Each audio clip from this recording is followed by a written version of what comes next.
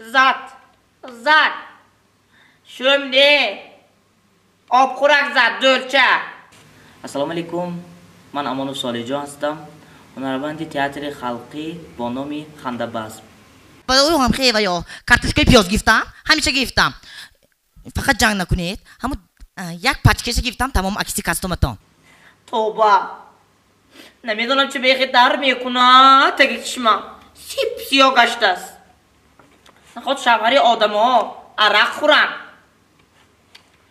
آدم پیشی وای به ایستاده نمیشه دیگه آدم هم تو بوی دانش فساد میزند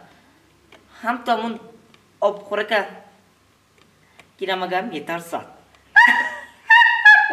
توبه من بسیار نقش زن رو در تئاتر بازی میکنم و ابرازهای هر خیل با ما میدیم ما بازی میکنیم ای مردکی به دندانی تو کجا شد ای مردکی به دندانی تو کجا شد بیست زدن و آینچه ها کجا شد بیست زدن و آینچه ها کجا شد من از خوردی تئاتر را دوست می‌داشتم و تئاتر حج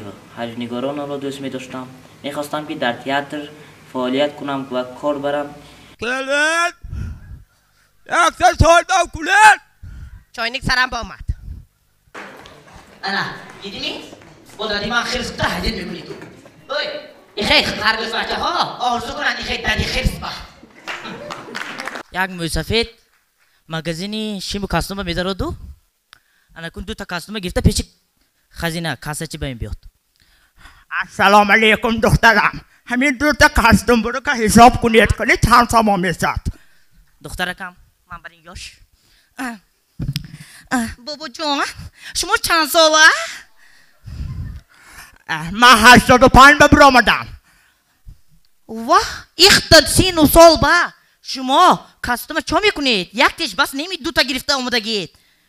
نه دخترم این یک تیش دادیم با